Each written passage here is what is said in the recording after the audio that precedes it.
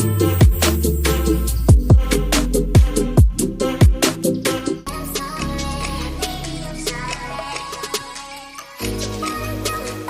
Guys, welcome to Appu's kitchen.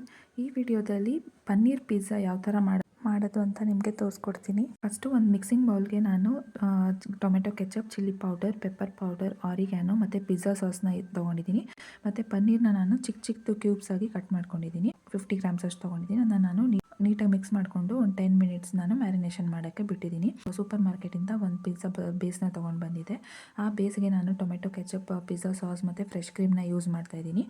ನೀಟಾಗಿ mix ಮಾಡ್ಕೊಬೇಕು, ನೀಟಾಗಿ ಸ್ಪ್ರೆಡ್ ಮಾಡ್ಕೊಬೇಕು ಆ ಪಿಜ್ಜಾ ಬೇಸ್ ಫುಲ್ಲಿಗೂ. ನಾನು ಫ್ರೆಶ್ ಕ್ರೀಮ್ನ ಯೂಸ್ ಮಾಡಿದ್ದೀನಿ. ಫ್ರೆಶ್ ಕ್ರೀಮ್ ಇಲ್ಲ ಅಂದರೆ ಹಾಲ್ದು ಕೆನೆ ಬರುತ್ತಲ್ಲ, ಅದನ್ನು ಯೂಸ್ ಮಾಡ್ಬೋದು. ಸೊ ಅದನ್ನು ನೀಟಾಗಿ ಸ್ಪ್ರೆಡ್ ಮಾಡ್ಕೊಬೇಕು, ಒಂಚೂರು ಗ್ಯಾಪ್ ಇಡಬಾರ್ದು, ಆ ಥರ ಸ್ಪ್ರೆಡ್ ಮಾಡ್ಕೊಳ್ಳಿ. ಅದಕ್ಕೆ ನಾವು ಯಾವುದಾದ್ರು ವೆಜ್ಜೀಸ್ ಇದೆ ಅದೆಲ್ಲನೂ ಟಾಪಿಂಗ್ಸ್ ಮಾಡ್ಕೊಬೇಕು. ನಾನು ಈರುಳ್ಳಿನ ತೊಗೊಂಡಿದ್ದೀನಿ ಮತ್ತು ಕ್ಯಾಪ್ಸಿಕಮ್ನ ತೊಗೊಂಡಿದ್ದೀನಿ. ಮತ್ತು ಆಗಲೇ ಮ್ಯಾರಿನೇಷನ್ ಮಾಡಿಟ್ಟಿದ್ವಲ್ಲ ಪನ್ನೀರ್, ಅದನ್ನು ಮೇಲ್ಗಡೆ ಹಾಕ್ತಾಯಿದ್ದೀನಿ. ನಾವು ಜಾಸ್ತಿನಾದರೂ ಯೂಸ್ ಮಾಡ್ಬೋದು. ಮೇಲ್ಗಡೆ ಸ್ವಲ್ಪ ಚಿಲ್ಲಿ ಫ್ಲೇಕ್ಸ್ನ ಸ್ಪ್ರಿಂಕಲ್ ಮಾಡ್ಕೊಳ್ಳಿ. ಮತ್ತು ಆರಿಗ್ಯಾನೋನ ಮೇಲ್ಗಡೆ ಸ್ಪ್ರೆಡ್ ಮಾಡ್ಕೊತಾ ಇದ್ದೀನಿ. ಮೊಸರೆಲ್ಲ ಚೀಸ್ನ ಯೂಸ್ ಮಾಡ್ತಾ ಇದ್ದೀನಿ.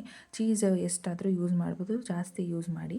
ಸೊ ಅದ್ರ ಮೇಲ್ಗಡೆ ನಾವು ಸ್ವಲ್ಪ ಆರಿಗ್ಯಾನೋ ಮತ್ತು ಪೆಪ್ಪರ್ ಪೌಡರ್ನ ಸ್ಪ್ರಿಂಕಲ್ ಮಾಡಬೇಕು. ಮತ್ತು ಸ್ಪ್ರಿಂಕಲ್ ಎಲ್ಲ ಮಾಡಾದ್ಮೇಲೆ ನಾನು ಒಂದು ಪ್ಯಾನ್ನ ತೊಗೊಂಡಿದ್ದೀನಿ. ಓವನ್ ಇಲ್ಲ ಅಂದರೆ ನಾವು ಪ್ಯಾನಲ್ಲಿ ಕೂಡ ಪಿಜ್ಜಾ ಮಾಡ್ಬೋದು.